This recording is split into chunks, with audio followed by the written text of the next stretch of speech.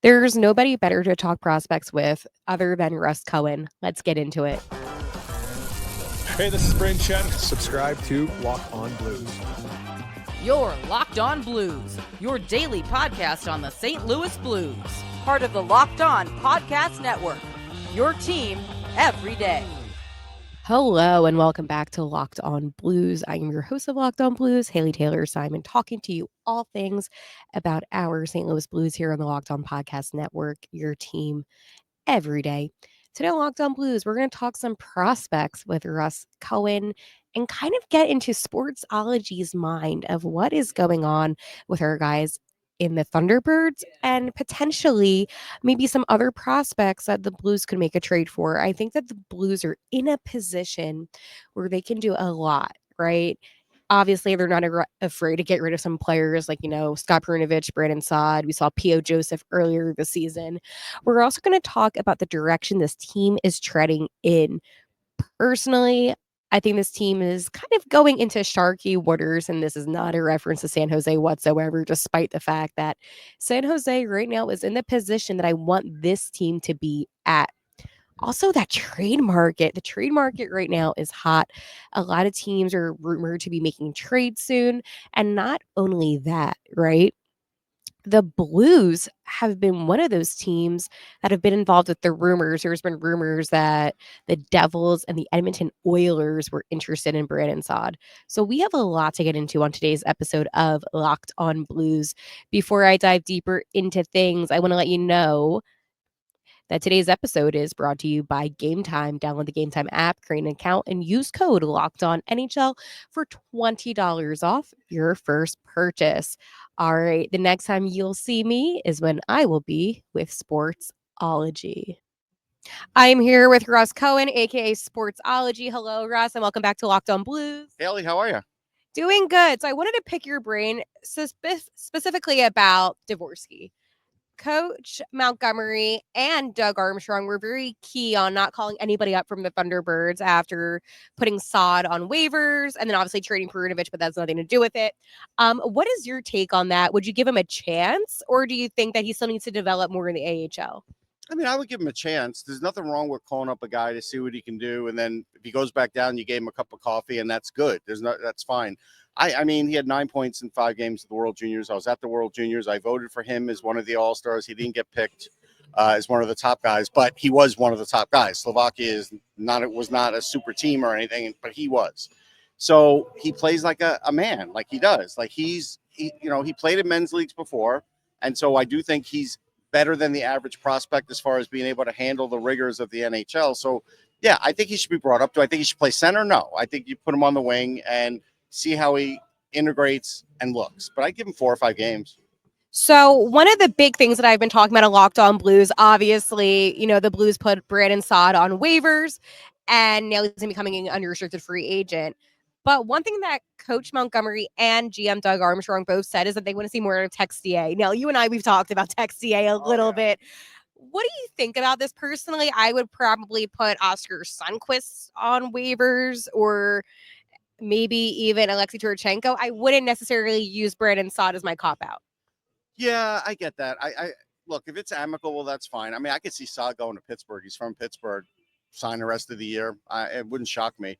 But as far as looking at Texier, I mean, I thought we looked at him enough. I mean, in Columbus, it's like he has speed. I don't think he could finish. I think that's his big thing. I think he looked like he could finish for a little while, and I think he was one of those guys that sort of was like tantalizing, but never really came through. And I don't know if that's going to be any better for the Blues. Yeah, it's a couple years later, but I mean, you hate to lose Saad for nothing, but I guess he had to have tested the trade market. So, I mean, I can't kill him on that. That's one thing that Armstrong said, that no team was interested in him. However, it was leaked by Chris Johnston that the New Jersey Devils and the Edmonton Oilers were interested, but they thought that $4.5 million was way too much for him. Now they get him much cheaper through waivers. So I get it. It was about the price, but I mean, I don't know exactly what the Blues cap situation is, but they certainly could have eaten half the salary. 4.7 right now. Yeah, so they could have eaten half. So I don't know. It is a little bit of a puzzling move, but like I said, Texier is speed. He's one of those guys that tantalize you. But it's great to be fast, and be able to stick handle and all that. But at some point, you got to be able to produce offense somehow. And if you're not, it's just not good enough. So one of the main reasons why I wanted to speak to you is I call you the prospect expert. I talk about this a lot here in Locked On Blues. We go to your website a lot and we talk basically about your list. So I'm in the point of the season. It's the end of January. The Blues, they're falling deeper and deeper into maybe top 10 for the draft coming up.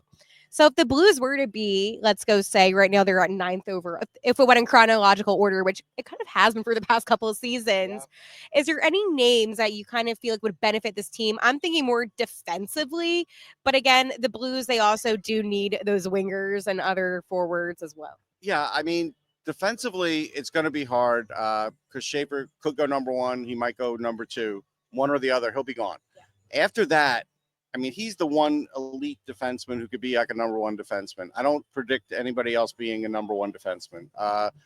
Logan Hensler is really good because he's playing in college right now in Wisconsin. I've watched him for a couple of years with the U.S. team, and he's really plug and play. He's not super offensive, but I will say that right now, the last 2 years, he's been playing a role, like especially in college. You know, he's a young guy in college. He's not going to be able to be a top power play, do all this, unless you're like Cale Makar, and he's not like that. Most aren't. So he would be a good pick in the sense that he can plug and play anywhere from a 2, 3, or a 4. I'm not sure where exactly he'd end up, but I still wouldn't pick defense. I probably would pick one of the centers, and if he doesn't turn out to be a center, it's okay. And I always use Travis Konechny as the example. I remember saying in his draft year, I really like this guy, but he's not going to be a center. And, you know, Carter Bear is a guy that falls in that line. He plays center. He's about 38% on faceoffs, but I think he's more of a winger, and he's really good. He's like a Johnny on the spot guy. He scores a lot down low, but he's really smart. He's got one of the best hockey IQs in the draft. And I think that's a name where it's like, yeah, you know what? He's starting to move up. Some people have him around 15 now. I haven't put out my second list yet. He's going to probably be around 15 for me, but 15 and 10 is not that big a difference. Like, they're not going to get to pick again, right? So it's like picking 5 slots difference. I don't call a reach at all. Really? Okay, so for this draft, this was kind of the feel that I was getting. You have to be maybe within the top 7 to get a good pick. No, I mean top 10. Because I think even someone like Bear, if you're not expecting him to be a center, could still be a second liner. Okay. I think that's what he is. He looks like a really good second liner, and that's okay. So no, you don't have to be top 7. I think you can be top 10. You're not getting, look, I mean, again, I'm telling you he's a second liner, so you're not getting a franchise guy, but you're still getting a cornerstone guy where, you know, you're going to have him for 10 years. Which is good. That's good. Yeah. So I look at him. I look at O'Brien. I look at, I don't think McQueen's going to fall that far. He's been injured. He's a big centerman. If he were to fall, you have to take him just because he's a 6'3" center. And wow. Yeah. So, but I kind of like Bear for them. I think he is 6 foot. I think he's got a lot of Konechny, Robert Thomas, like a mixture of those in them. They're not the biggest guys, but they're super hard workers and they get the job done on the ice. They're not the fastest guys, but they get the job done on the ice. And he seems like a Blues guy. So you obviously cover the Philadelphia Flyers, and I feel like the Flyers and the Blues are in very similar situations with how their season is going.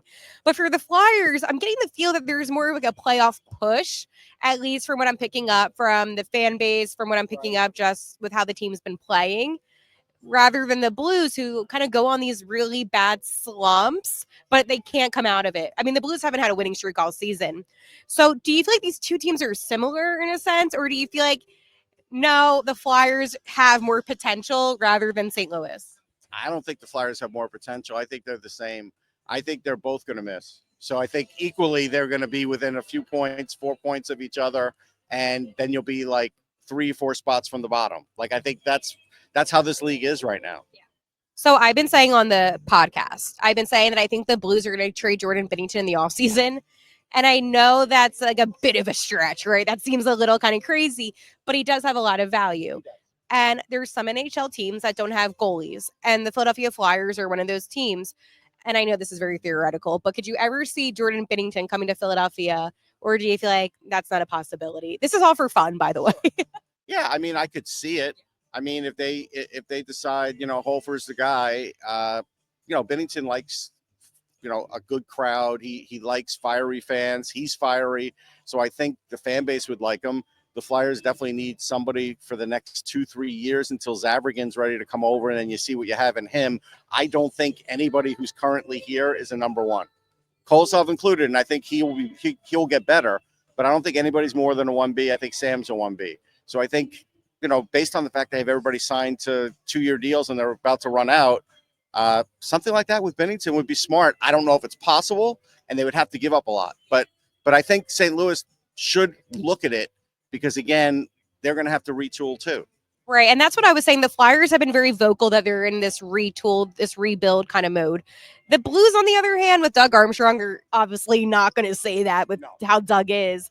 So it is very interesting. Now, Russ, you did have a book that you wanted to show and talk about. Yeah, it's called Game Winners, and it's about the top 50 goals, game-winning goals in NHL history. So it's got a lot of different teams, a lot of different players in it. The Flyers are certainly in it. I can't remember. Oh, actually, the Blues are in it, but for the Bobby Orr goal. Oh. It happens. But they're in it. But there's a lot of fun stuff in this. Myself and Matthew Blittner put it out. It's on Amazon.com. And, hopefully you will at least agree with the top 10. If you don't, that's fine. You could tweet to us. But don't put out the whole list out there, please. Just don't do that. That's all we ask is, don't do that. But I think people will enjoy it. There's a lot of good quotes in here. There's a lot of quotes from like Brian Boucher, if you're a Flyers fans, from the 2010 win and such and games like that. There's Stanley Cups. There's outdoor games. So a lot of different things. So is this a paper book or is it an ebook or is it just paper? It's both. It's paper. It's ebook. It's real right here. I'm holding it. But well, I know some people might like the ebooks. That's now a popular thing. You could get it that way too. Yeah, it's possible. And to follow up on this, how long did this take you to write? I just think that people, especially the writing, it's such a time-consuming thing.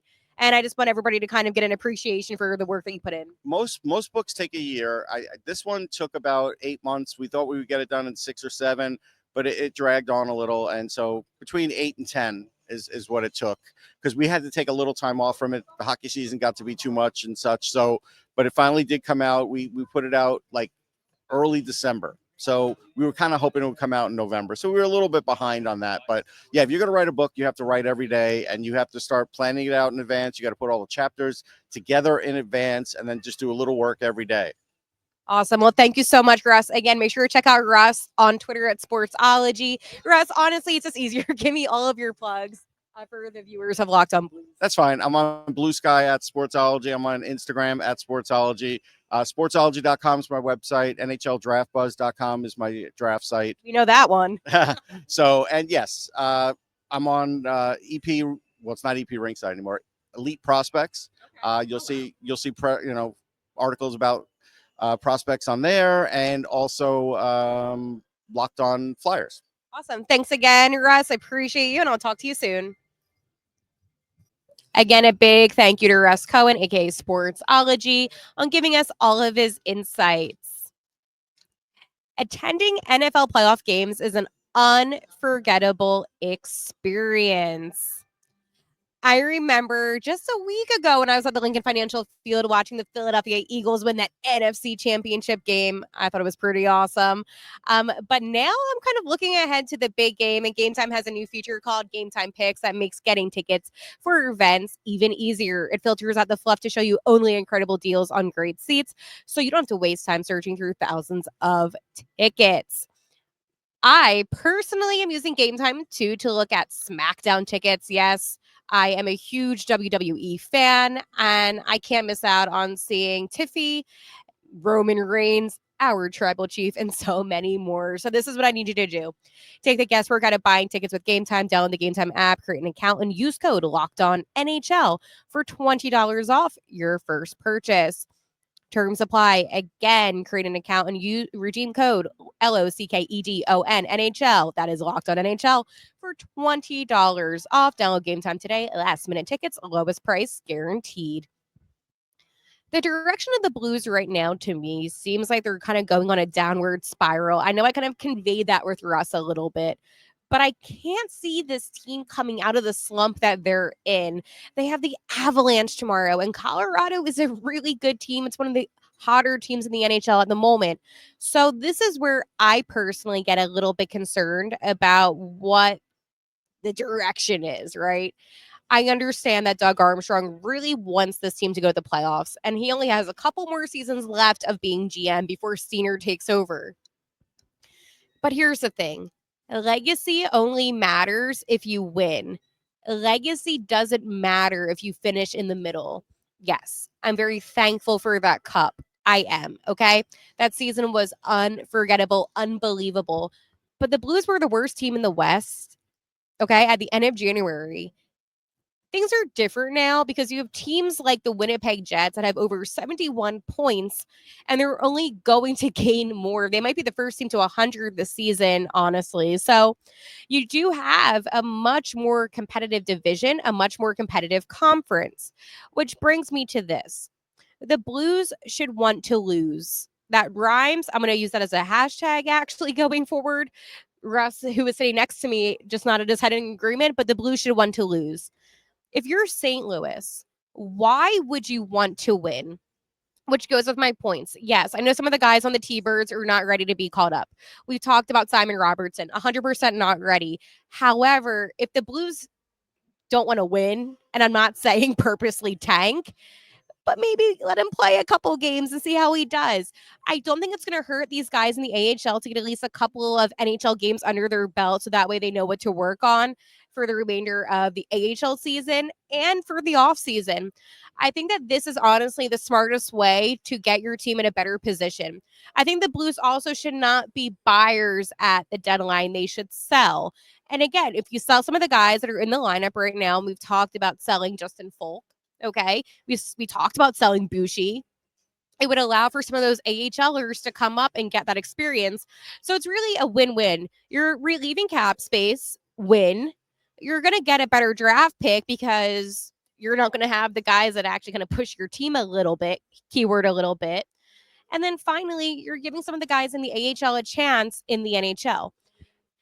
If this was October, right? Maybe I'd be a little bit more optimistic. You know what? I was more optimistic in October with this team. And I fully will admit that. I saw the Blues potentially being a wild card team, but they had so many comeback wins. And you have to remind yourselves of this. October doesn't count. It counts, but it doesn't count. You're not going to find a team's true identity until about December. And we see what this team is. This team doesn't execute well. They lose motivation on ice. Even with a new coaching change, they still lack enthusiasm. I mean, I'm not saying that Drew Bannister was my top pick because he wasn't. I wasn't actually a fan of Drew Bannister. I wasn't. I liked Craig Berube. But I do like Coach Montgomery, and he signed a 5-year contract. And in the NHL, that's a long-term contract. That contract screams, do we have a trade update? Hold on. I always have my notifications on Twitter X just in case. Oh, wow. So this is some news. Columbus Blue Jackets are a team that might be interested in Pedersen. Interesting. All right. Nothing with us, but I saw that and I was like, oh my gosh, who's off the market? But I think that, and we'll talk about the trade market. We have a whole segment. But I think that when you look at the NHL season as a whole, you know who's going to be in the playoffs and not. And I do this a lot on this channel where I do talk about realistically of who's going to be in and who's going to be out. And I think for the St. Louis Blues, you also have to take in consideration a couple of things. And I'm going to explain that to you right now. I'm looking at the standings, right? And I'm looking at the wild card because that's really important to me, especially with where we're at now. Right now, the Blues are behind Utah. So you have Colorado and Vancouver, okay, who are in the wild card spots. Vancouver, 56 points. Behind Vancouver, you have the Calgary Flames with 55. Then you have Utah with 50. But again, they have more points with the OTLs. And then you have us. And Anaheim's at 48 points. So realistically, if Anaheim wins their next game, they're going to become above us. Seattle's at 47 points. The point is that this team could be they could be the top 4 bottom team out in the West. And that's really embarrassing for a team that was striving to be in the playoffs if they become a bottom 4 team in the NHL. Honestly, I hope it happens. And that doesn't take away, oh my gosh, you're not a Blues fan because you want them to lose. No, it's the opposite. Because if they get a good draft pick, they relieve the cap space. It's a win-win because that means that the Blues will have a more successful future. And I think a lot of you do forget that yes, the Blues missed the playoffs, I believe, only 9 seasons out of the whole time that they've been in the NHL. However, they've been first round exits for majority of their playoff stint, right? They lost to the Maple Leafs a lot, Chicago a lot. They lose in the first round of the playoffs, and I don't want that. If my team is in the playoffs, I want them to make it deep in or don't make it at all. Because there's nothing fun about your team finishing as a middle tier team. You're not going to succeed. You're just going to be plateauing. And again, it takes away from the growth of some players like a Robert Thomas, a Jordan Kyrou, a Jake Neighbors. And if you're Robert Thomas and your team is consistently not making the playoffs, why would you want to stay in St. Louis? We saw what Brandon Saad did with the money. He would have rather been an unrestricted free agent than play on the Thunderbirds and still get his pay. Players care about money, yes, but to an extent. They want to be on winning teams, which is why teams like the Edmonton Oilers are so attractive to many, or the Florida Panthers. Yes, I know that we want the Tkachuk brothers to one day play for us here in St. Louis, but honestly, if you're Matthew and Brady, why would you want to? I just think that it's a very foolish and naive mindset to have that players are going to stay here because, oh, it's good vibes in St. Louis. Okay, the last time I checked, this is not a vibe check. This is professional hockey. Winning is the priority. And when Russ was talking about the team that he covers, the Philadelphia Flyers, he was very transparent that, hey, this team's in a rebuild. Why isn't our GM transparent that the team needs to go into a rebuild? Because Doug Armstrong will never admit that. Maybe he will, and maybe I'm wrong. Well, I hope I'm wrong. But do you really think he's going to be the type of GM that's going to say, you know what, we need to go in full rebuild mode? No, of course not. He's never going to do that because that's going to be him admitting that he has failed. And has he failed us as fans? Maybe. I think that his legacy will always be remembered as the GM that helped us win the cup. And I will always appreciate that. But at the same time, we're going to look back and be like 10 years ago, we won the cup and we have not been to the playoffs. Like, that's what's going to happen. I don't want to become the laughing stock of the league like the Nashville Predators, who made a lot of big moves this offseason. But yeah, they only have 18 wins. We have more wins than the Nashville Predators. And they actually have really big star players on their team. So sometimes it doesn't really matter about the players' names, because if you're 30 and above, I'm not calling you old to all my non-hockey players. But in the NHL, if you're 30 and above, you're older. I'm not going to be too harsh. Now, when you're getting to the age of like 39 and you're still playing like Ryan Suter and you're doing exceptional things, yeah, I'm going to be a huge fan of you. So a big buzz that's going on in the NHL right now is the trade market and how hot it is. I know a lot of you have been hearing the rumors about Elias Pettersson and so many more players, but I still believe that the Blues could get Keandre Miller. And I'm sitting next to Russ, who knows the Rangers very, very well. They're going to sign him. They're going to sign him. The Rangers? I hope not. I know you hope not, but I'm pretty sure they're signing him. It's funny. And Russ and I are sitting next to each other, by the way. So this whole time we've been next to each other and he's been hearing what I've been saying. I've been doing episodes on him. I really think that he can get his mojo back in St. Louis with more ice time and just more opportunities. Yeah, I think that may be true, but I think he's starting to get his mojo back in New York. And there's rumor is that Ryan Lindgren, who's going to be a UFA, will be the guy that gets dealt. So when he gets dealt, that was another one that I was actually talking about. Could you get Ryan Lindgren? Yes, you could get Ryan Lindgren in a trade. Yeah, those were the two names, but I think Keandre Miller's a lot better. So I would have preferred him. But That's who I'm thinking if the Blues were to make any moves. I don't think the Blues, and I've been hearing JT Miller, the Blues are not getting JT Miller.